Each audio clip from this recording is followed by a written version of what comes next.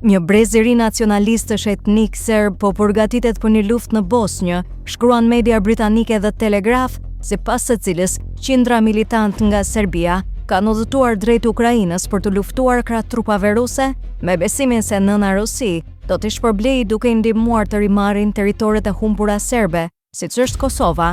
Nacionalistët në fjalë, ku përfshihen edhe veteran nga lufta e Bosnjës, po përdorin mediat sociale për të inkurajuar të rinj serb që të bashkohen atyre dhe Rusisë, thuhet në shkrim. Disa po ofrojnë 23.000 pound që ata të regjistrojnë dhe të luftojnë në Ukrainë, vazhdon artikulli.